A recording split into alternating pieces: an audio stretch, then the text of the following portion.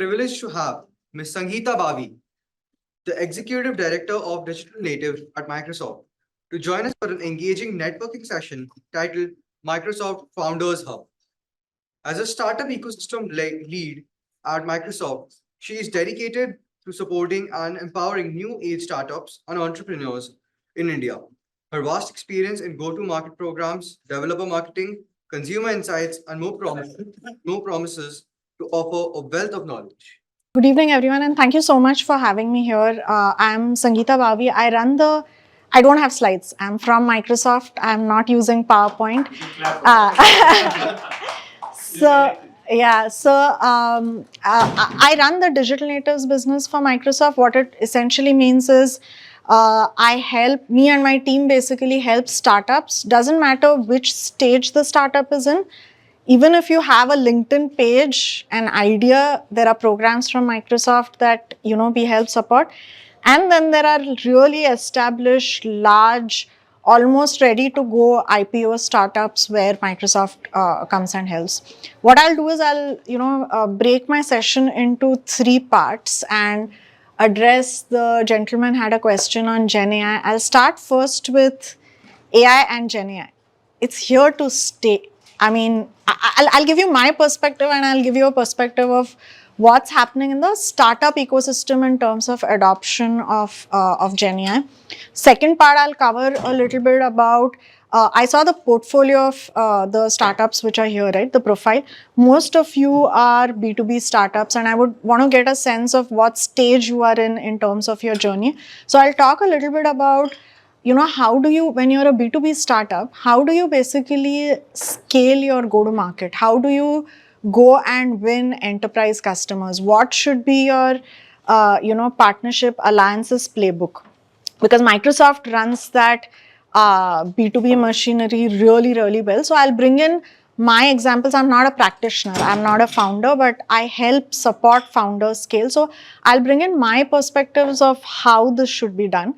And then the third part is I'll talk a little bit about the Microsoft program. If anyone is interested, happy to help you. So with that, just how many of you really know at least the basic things of Gen AI? What is LLM? What is SLM? What is RAG? What's happening in the Gen AI space? Just a raise of hands. Okay, super. One, just Gen AI by itself is not going to help anyone, right? It is somebody said it's a, it's a fad or it's a trend, it's a phase, it will pass. That's true, because how you use Gen AI in your products, platforms, applications is going to be supremely important, and using Gen AI as a standalone technology is not going to help. Gen AI with traditional AI and data together is what is super powerful, right? So since there are also some students in this room, I'm going to say this. As founders first, because if you are not thinking AI native strategy for your product, you will become irrelevant. That's the reality. I mean, the pace at which Gen AI is going to disrupt product experiences, bring down right now the costs, it's expensive to use Gen AI, but over a period of time, the cogs are going to come down, right? Like that's how technology has been. So if you don't already have a strategy of how to basically become AI native, over a period of time, the new AI native SaaS applications are going to disrupt. And the 3 industries which are already seeing that sort of disruption is media entertainment, BFSI, and EdTech. So, and our EdTech companies in India, at least the ones that we are working with, are they really thinking about using Gen AI for content creation, for assessments? There are like so many scenarios where you can think of using AI. Unfortunately, I can think of only a handful who are thinking about the entire AI strategy end to end, right? So that is one. Second is that if you see any technology when you are basically building products as a founder, technology always becomes a cost line for you. It is never top line, right? It is always a bottom line. The moment you look at GenAI, I'll give you some examples. Freshworks is a horizontal SaaS solution. They have various applications like IT service management and a bunch of those. They actually are commercializing, they've created a new SKU using GenAI, which they are basically selling at a premium only to their ARPU customers. PhysicsWallah is actually, I mean, it's still in pilot phase. They've already scaled and they will come with a monetization strategy. But PhysicsWallah also is using AI to figure how to basically scale the whole content creation. That's another thing. So people are actually being able to commercialize the AI part. So that is the first thing. Second thing, what's happening is today we are only looking at large language models which are in English. You will very soon see Indic language models coming in. There are already 2 or 3 startups in India who are working on Indic language models. Now, what does this mean is that if these are models all created in India, you don't have to pay the tokenizer tax, right? Because when you're using some of the other technologies, even from Microsoft, in English, it is more expensive to use. I'm going to get slightly technical here. To use tokens for English language is lesser than using the tokens and converting it into Indic languages. It becomes expensive. So some of the startups from India are actually solving that problem. Be it Sarvam, Kritrim, they are all creating these Indic language models. Now, when this infrastructure is available for all of you founders, especially in the edtech space, imagine the kind of interesting stuff that you can create, right? Some of you are you have a LMS. Some of you are creating, assessment tests, mock tests. Making this accessible in all Indic languages is again an opportunity for everyone. So broadly, second thing is that, so first is commercialization strategies. Second is looking at what and how the space is evolving and how you should be thinking about your product roadmap. And third is skilling. Like, actually having a skilling strategy for your entire business and all the employees that are there, supremely important. While the government, academics, all of these folks, we are looking at, even Microsoft has a skilling program for GenAI, making sure that you are up to date in terms of what's happening. Those are broadly sort of the 3 things that I have to leave here for all of you. And of course, the last thing, very, very important, is using AI, and especially GenAI also has its, it's scary, right? It's scary in terms of what it can do, deep fakes and a bunch of other things that we see in media. So as founders, as technologists, as you start implementing this, it becomes your responsibility to use AI responsibly. So Microsoft has a responsible AI framework. We provide content safety tools. We basically provide guidance in terms of, how to basically use this such that data privacy, security, some of the other ethical sort of nuances are baked into the responsible AI framework, right? So that's broadly about AI, but extremely important for founders as well as for students. I mean, if you don't know about Gen AI, it's almost like a very philosophical thing, right? Like, how do you continue to be relatable? Every 5 years, 6 years, there is a change. Are you refreshing your skills? Are you refreshing, what's happening around the world? That's essentially the moment that Gen AI has today, right? So all of us, doesn't matter whether we are founders, we are, in the education space, or we are business leaders, just knowing the impact of what Gen AI can do is very, very important.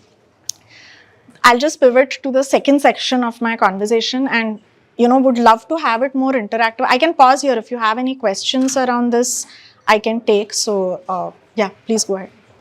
We use GenAI pretty much for everything, right from, research, development, video, pretty much the whole development process.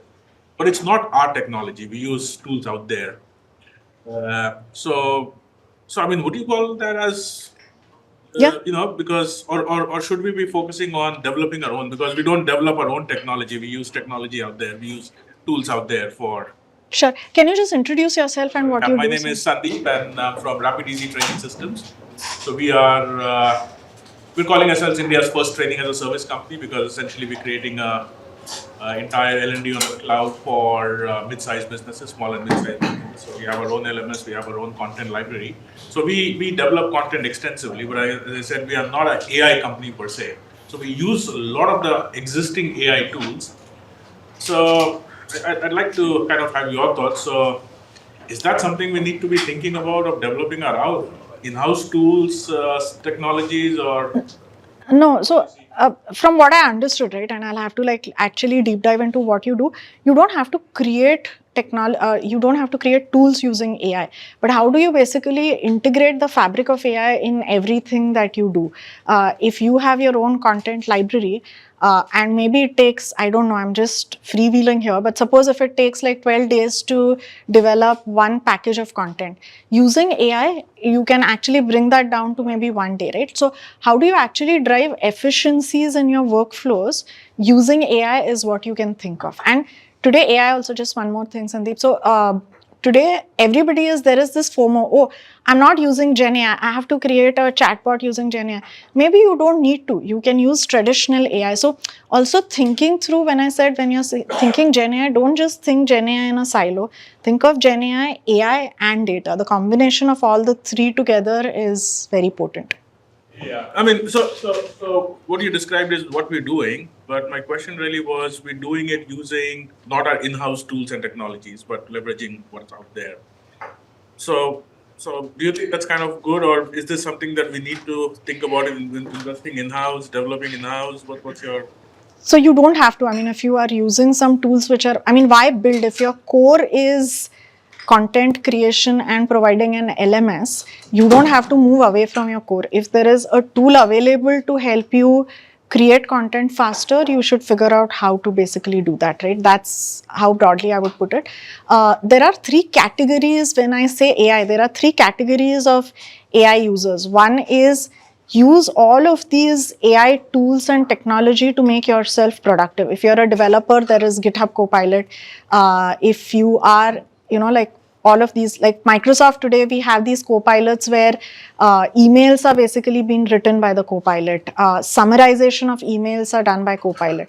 So are you aware of these tools and are you using them to make yourself productive, right? So that is one category. Second category is all of these AI platforms and technologies that are available. How are you baking that into your product to make things efficient for your business? So content library is one such example, right? Instead of doing a manual process of creating content, can you use AI to automate the whole content creation? And then the third part is actually creating AI tools and creating an IP which is AI native.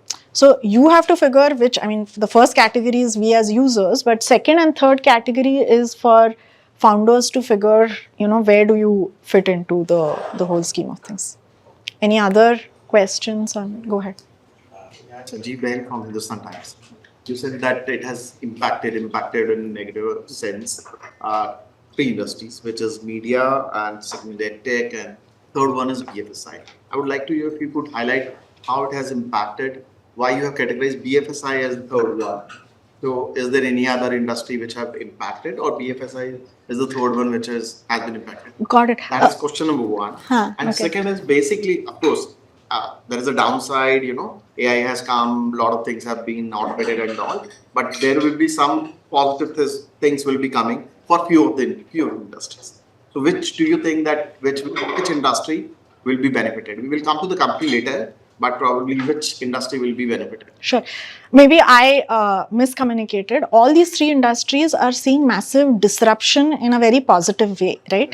BFSI, EdTech, and media and entertainment. I mean, think about it. There is one startup in the Valley which is helping create movies using AI tool. Which is like crazy, right? I mean, think about what will happen to, will the movie industry go off? The answer is no. I mean, the creative part will always remain. But all the short format content creation, your 5-minute movies and things like that, OTT disrupted the whole traditional movie industry. Will AI basically disrupt the whole OTT play? I mean, future is yet to be predicted. So things like that.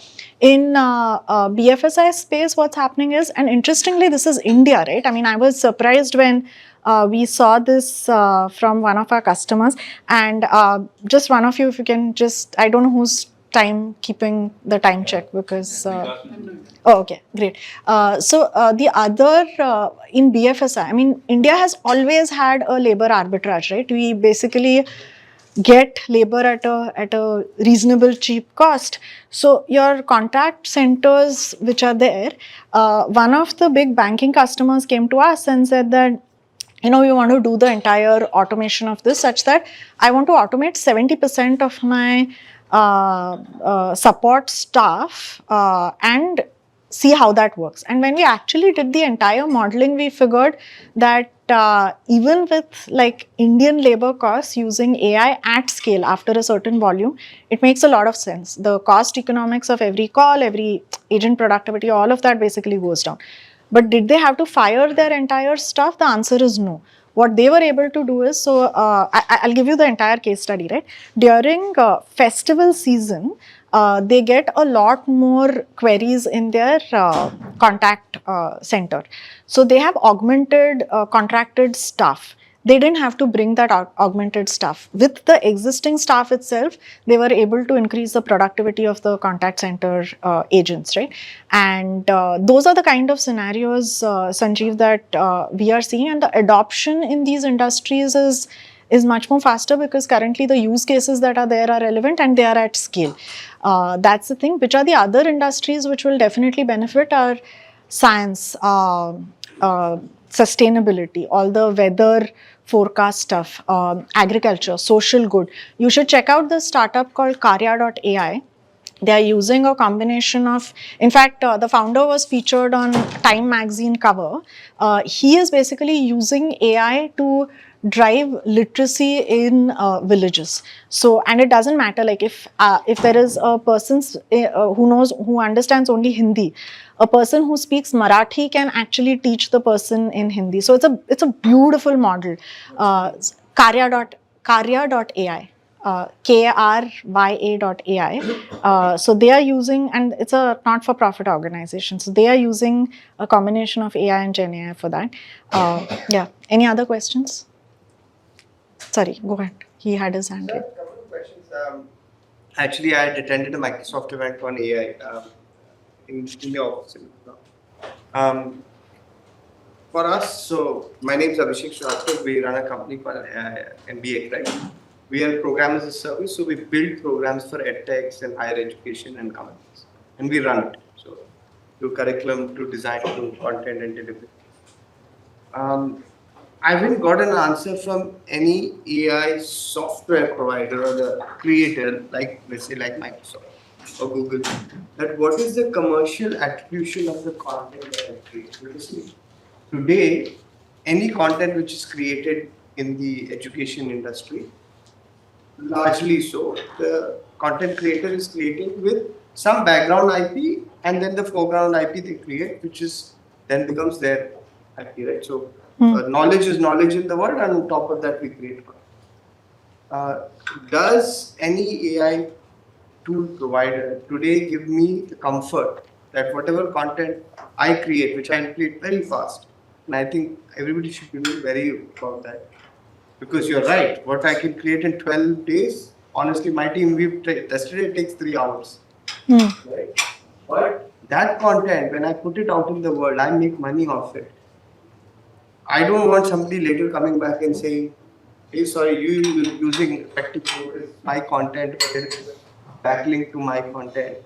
And now you owe me so much money, or it was illegal, or how do we know that? Sure. How do we know that the content that AI is giving us? And I know, like, for example, Sora creates images and videos which have actually never been created, right? But there is a big risk that we carry, that we may have created content, we have done commercial business for a long time, for somebody to come back and say, sorry, that content did not belong to you. Or you used my content to do that, so either you give me attribution or you give me money for it. Times also sued, I think, OpenAI for plagiarism. So, I mean, yeah, so, yeah, because for He has us, a good answer. I was just waiting for you to finish the question so that yeah. but Microsoft will only cover us till Microsoft will cover us, right? I mean, the point is, Commitment out of her that you do what you want. Oh, I wish I had that empowerment, but no, I'll cover that. So Abhishek, the thing. I hope you understand. I do. Yeah. We really want to build and use AI. It's really fast. Hmm. It's amazing, right? But we don't want to be caught down, in a very difficult situation. Sure. So 2-3 things, right? One is, I'll just tell you the Microsoft strategy currently. What are we doing? We are creating these co-pilots, charging a certain premium for these co-pilots.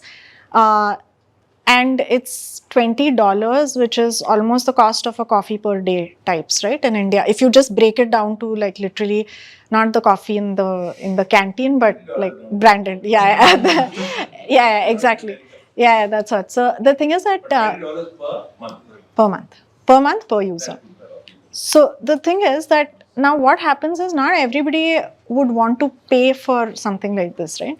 What we are saying is we are taking a forward call. We know that these tools, because these are behavioral changes, right? Like, would you use AI tools for content creation which don't exist? It's absolutely disruptive technology. So one, I think the hesitation of founders to use AI in mainstream is because folks don't know whether the adoption of what they're putting out there is going to be at the same level of, the features that they had built earlier.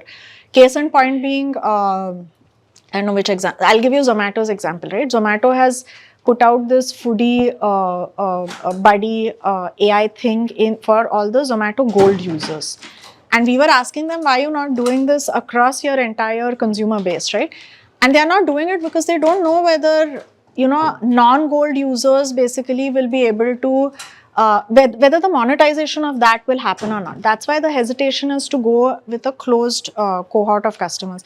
Now, coming to your question, Abhishek, what we do is that we actually work with our customers and partners. We do the planning, the modeling in terms of, if you tell us that, you are building out, say, 20 content libraries, each content library, this is basically how much of AI cost will happen, we can help build that out. But can we say with surety what is the ROI for you? The answer today is no, because the thing is that we don't know what the adoption of that will be, right? That's the challenge. But if you're using it for your internal workflows, like for content creation, What I'm worried about is, I'm coming to the second part of the thing. See, one is OpenAI. Yeah, so one is OpenAI. Second is there is Azure OpenAI, which is the Microsoft part of the OpenAI technology. Now, what's the difference between the two?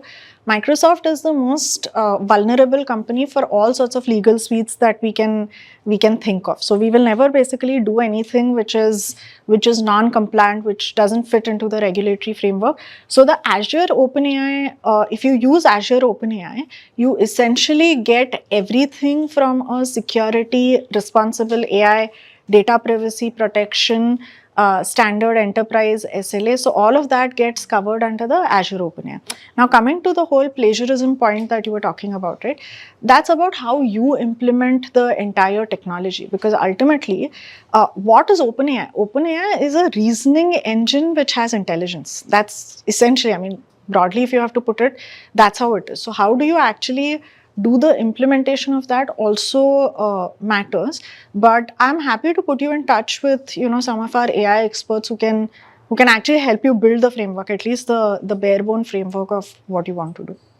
yeah, because then it becomes, a lot of people say, oh, why don't you use it for content creation? Happy to use it, but for example, when I take an HBR case, I actually paid for it. Now I can use it freely. Yeah. Right? Yeah. I know I paid for it, and X number of times, or if we buy a particular assessment tool or something, we use it very freely because we commercially paid for it. True. And we are confident, right? Nobody has a problem. In fact, that person is happily selling it to us, right? Here, we don't know, right? We don't know that what is being generated from this.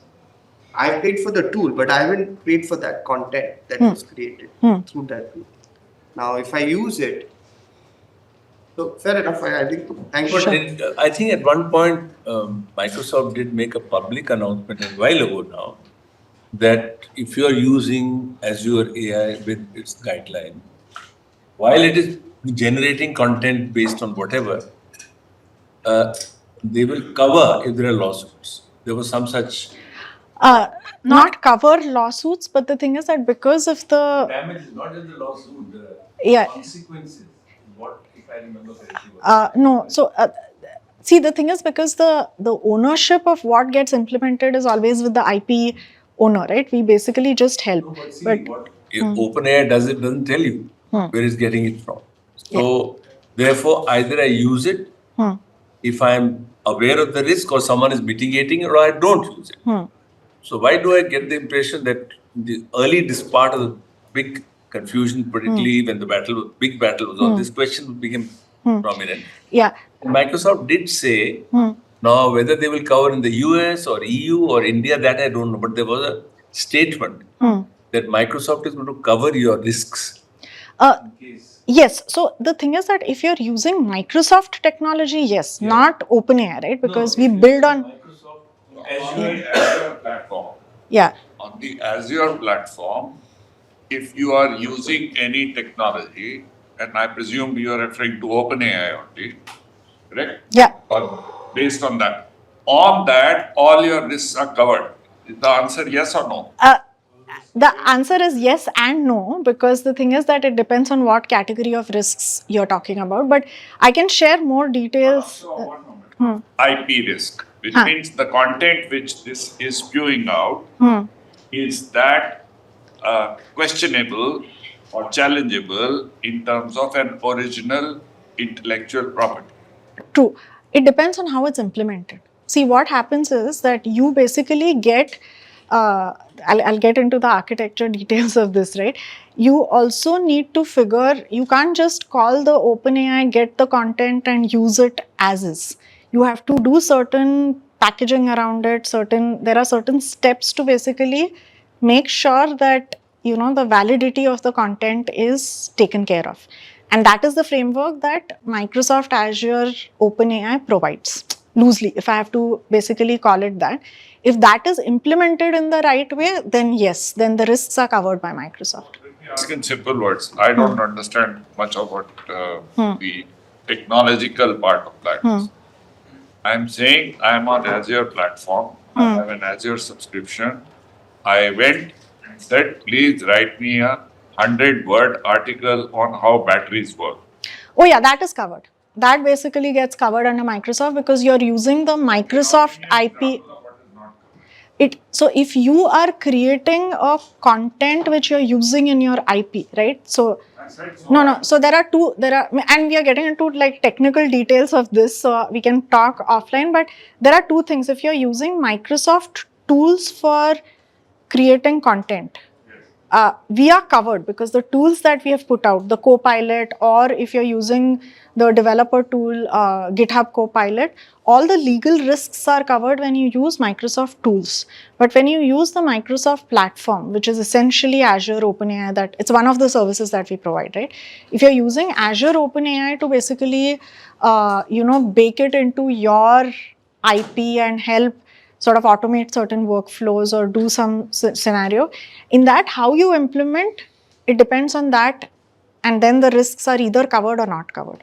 So it is very specific in terms of when you use the platform. So it's a conditional statement. It's a conditional statement. If we can 2 days later do a 1 hour session online for all our founders. Sure, happy here to do that, yeah. around this, and we can pose some specific questions. That Because the guys who are actually using it, by the way, based on that statement, there are a number of, should I say, people who got started creating IP. I mean, Yeah, of course. Yeah. so obviously, many of them may be under the impression that they are covered and may realize that they didn't use it properly. Yeah. So Sure. Also, just look at like the last 6-7 months. Yeah. Sorry, 1 second. I'll just finish my point, Kapil. The thing is that if you see, like, just look at the last 12 months, right? Just so much in media about AI, Gen AI, it's a threat, it's a thing. Nothing related to Microsoft is there in the thing, in the media, in terms of, we are doing it the wrong way, or we are doing, because for us, doing AI the right way has been a philosophy since 2016, when, people were not even talking about responsible AI, but I am happy to do a I think it'll be deeper good session. just to at least clear the cobwebs for everybody. Yeah, Because of course. it shouldn't be that people don't do what they should do, Yeah, right? It's a lost opportunity. Then this Absolutely. meeting would have been counterproductive. Yeah. So, yeah. so we'll do that. I think we'll set it up. It's a valid question. Sure. Anyway, so Kapil, you were yeah. saying something. The argument that many people are taking that it's plagiarizing off of their work are saying that you used our data to learn. But it's exactly the same things that we do as growing up as humans. We learn from the same data and then we go out and create something new. Yeah. Now, if we create something similar, which looks like what you've already created, then it's plagiarism. But if it's something new, even though the training data is same, what's the difference? I'm going to use this, your thing, later in some other sessions, but yeah. yeah. Okay, from three things it should not happen. We only discuss one thing. Yeah, that's what. So maybe I'll just pivot to the second one, which is most of you are B2B startups, right? Now, there are literally like 3 or 4 things that you should think about when you're selling to enterprises. This is again learnings from working with multiple B2B ISV solutions. One is, what is your go-to-market strategy? Selling to enterprises, you should basically have, a threefold strategy. Typically, like that's the standard that you basically see. And how you segment your customers, right? So all your top customers should be where you should go direct, in the sense you have your, and again, this is not a standard playbook, but just I'm giving you, the standard framework that we have seen across B2B. One is, you should definitely look at going direct, having account management practice, having deeper relationships with that particular customer, and like landing one package and then sort of expanding there, right? Like, how do you grow your big accounts bigger? Through direct engagement, having one account executive and an army of people basically serving that account. Second one basically is the entire the whole online digital inside sales motion that runs beautifully well with the B2B startups. If you look at the B2B ISV solutions, and if you look at some of the large tech players, right?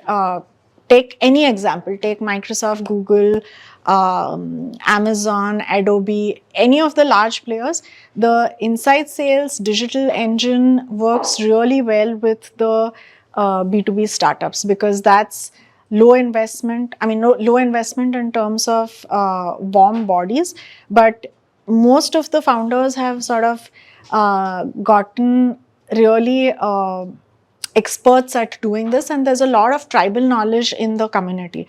So there are a bunch of these B2B communities today in India. All of you are aware of SaaStr, right? Yeah. So in India, there are 2 communities which are where I have seen amazing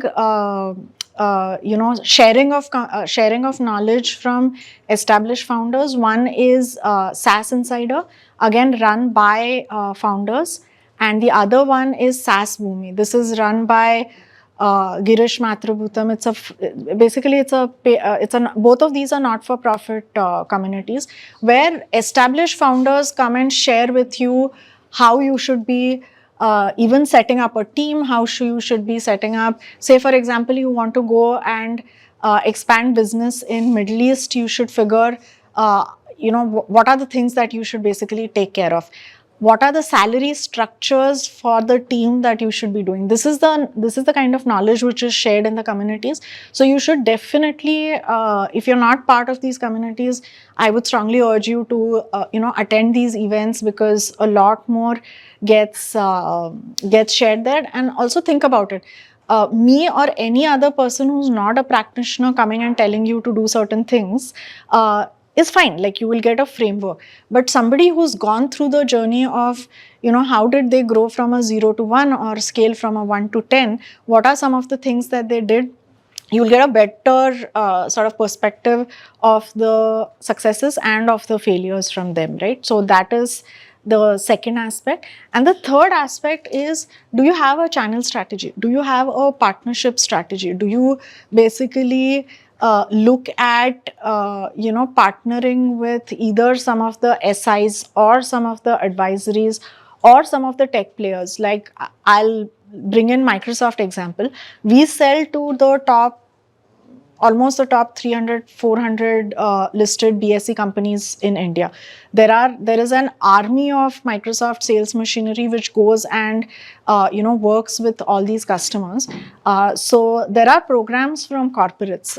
Everybody, all the 3 hyperscalers today have great programs which are go-to-market programs. So are you leveraging that program? Second, are you thinking of basically using partners to scale your business? If you're planning to enter in markets outside of India, does it make sense to, hire people who are definitely more expensive in other parts of the world?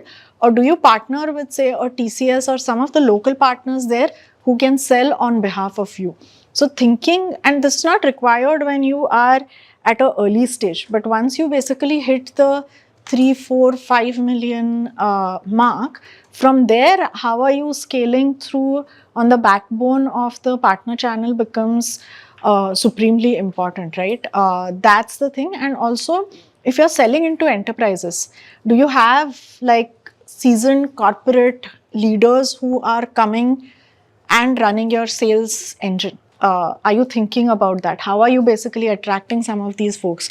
I've seen it really play out extremely well in the fintech space. So some of the B2B fintechs in India are hiring literally like very senior leaders who have been in the banking space. Now, what does that mean is, you suddenly bring in credibility because like a veteran leader is coming and helping you sort of, scale the business, and the connects that they bring to the table, right? So these are some of the things. I'll just take a pause here. Any questions that you would want to ask around this?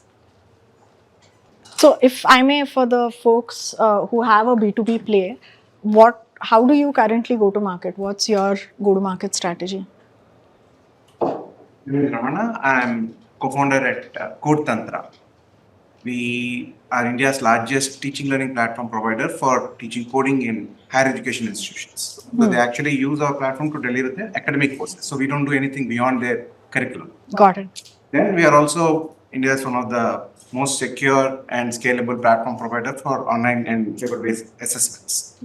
So in this segment, we actually work with universities and colleges, which are either headed by owners,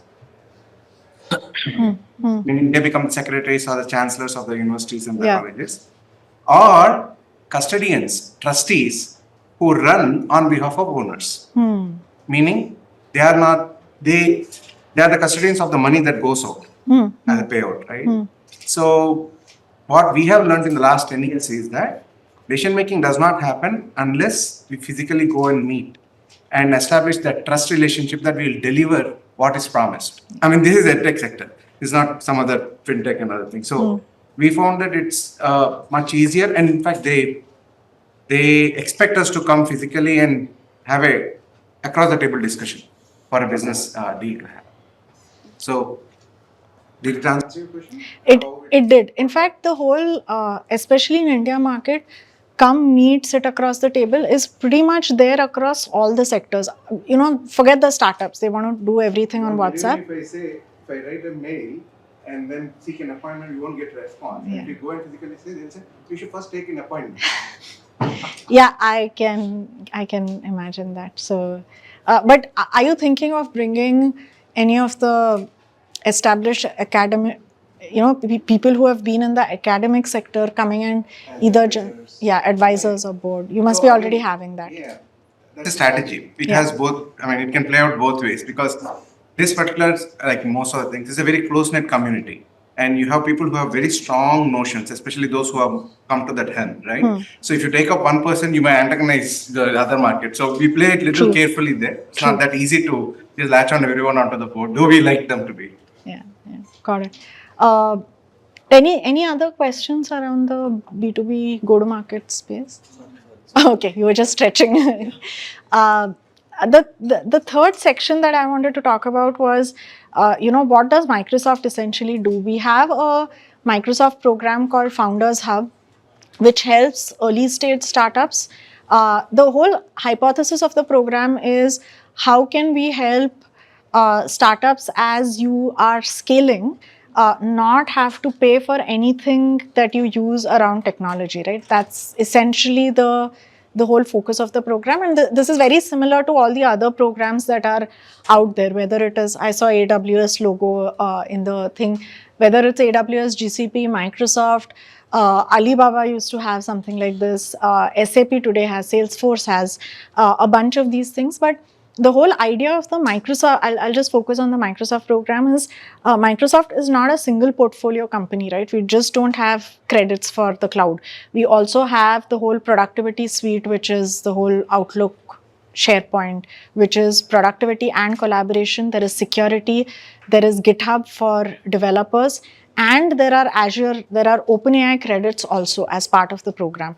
So the whole idea is that for the first about, say, 18 to 24 months, you don't have to spend anything on your technology. There are different stages of the program, but you can avail roughly about, from what I remember, I'm talking dollar terms, but you can avail roughly about $350,000 worth of benefits over a period of 24 months, right? So you don't have to worry about spending on your technology. Now, what happens as you start sort of using some of the technology and all, there are programs for go-to-market, like you mentioned, right? If there is relevance of what the solution that you have, and if the way Microsoft works is, we serve our customers by industry. So we have a very large education business. My counterpart, there's a gentleman named Venkatesh Krishnan. He runs that industry. So education sits under him. And if we basically have requirements from some of our large university partners for certain solutions, then our salespeople will go to my ISV and startup team and say that, there's a requirement for, say, end-to-end, student onboarding for a particular college. Do you have a solution like that? We will then find out from our startup portfolio, see if there is a solution and do the matchmaking. Even there are 3 stages of the program. First, you are go-to-market ready, where we just do the connects. Once you reach a certain threshold of bringing in customers to Microsoft, then you go to the next level where you get more benefits in terms of, say, if you want to run pilots in customers' environment, then Microsoft supports various benefits. I won't go through that. Maybe we'll send the details of the program.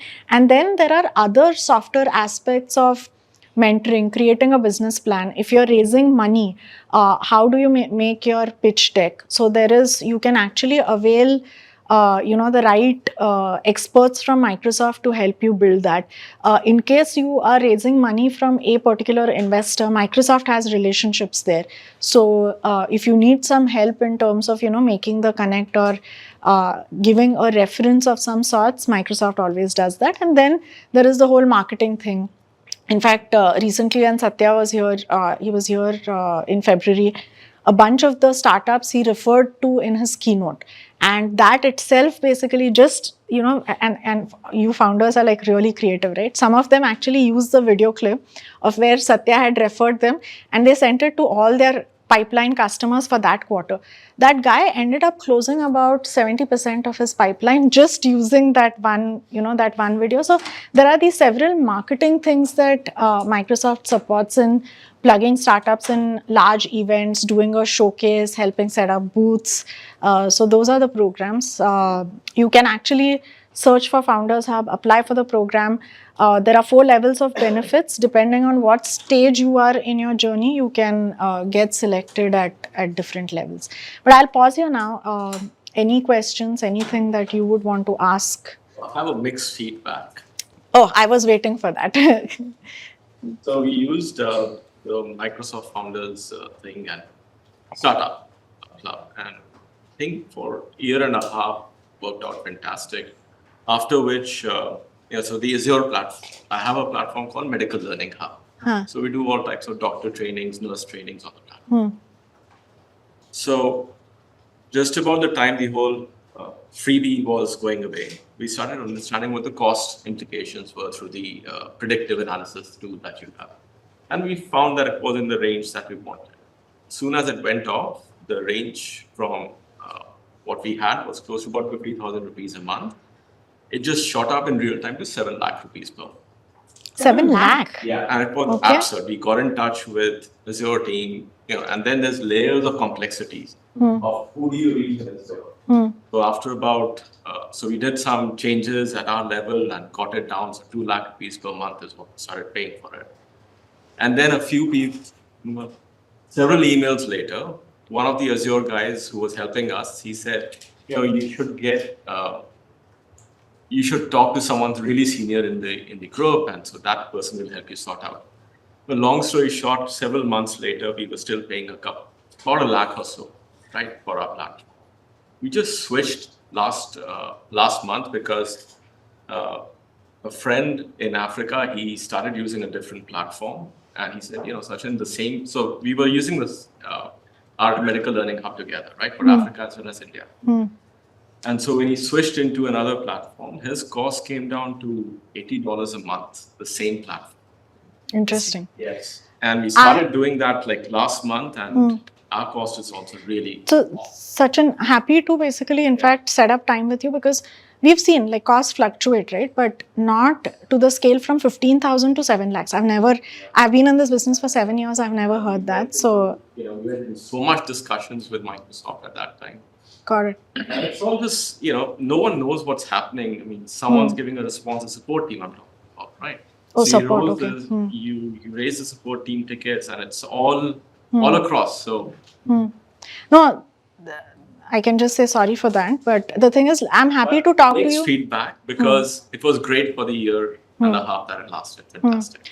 Yeah, I don't like maybe there's also a lot of the fraud happening across the platforms where a lot of this mining is happening, right? So the thing is that let's just connect. Happy to at least. Are you based here in like Delhi, Noida? Either I can come down or I can host you in our Gurgaon office, but I'll connect with you. Anything else?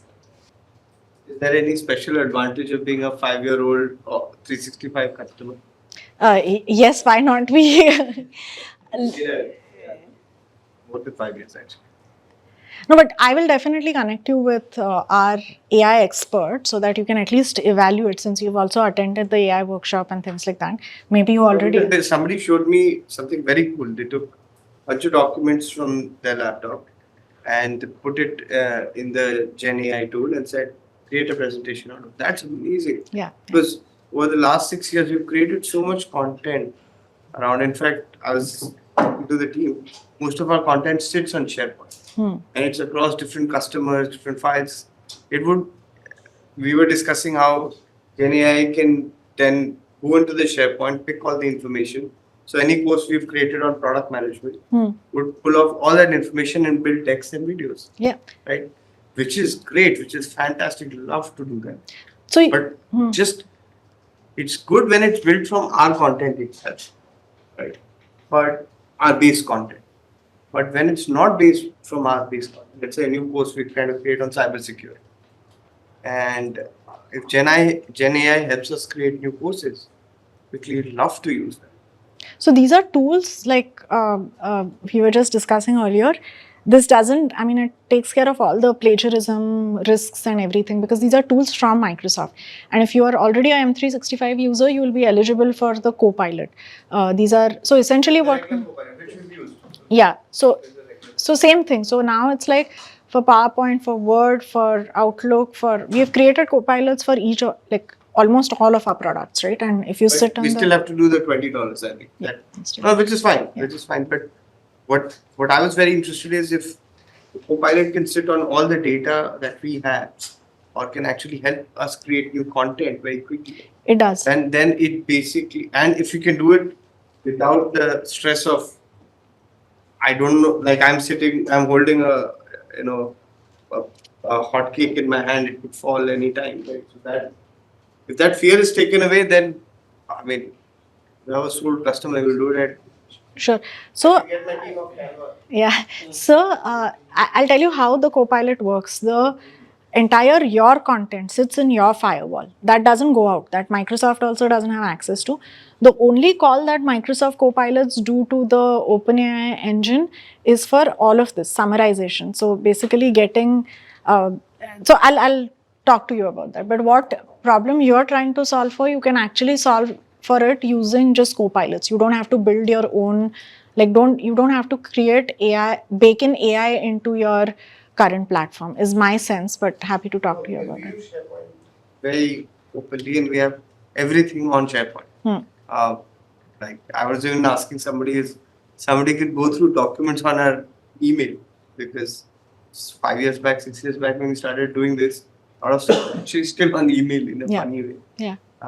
And it would be great if something can just pull off everything and say, oh, by the way, 2016 you guys built something on, sales and BD, and this is the course we're building, so we can use that content. Because it's hidden. A lot Yeah. of that stuff is hidden actually. Yeah, yeah. It's And a human trying to search through content and try to figure it out. And that's essentially what Copilot does, is just crawl across all the data that you have in your organization where you have access to, right? And that's how it helps create the content. That's essentially how it is. I'm an administrator. Sir. So while on our SharePoint, whatever data is, and it makes call to OpenAI, does it also learning from our data? No. So Microsoft is the only tech company which doesn't use customer data to better our models, with AI or without AI, right? We don't use metadata from customer to better our models, unlike our other two friends out there. So, sorry? GitHub, the open source, yes, but now the enterprise one, we don't. And this is all public information. So yeah, that's the, okay, great. Thank you so much. Thanks everyone.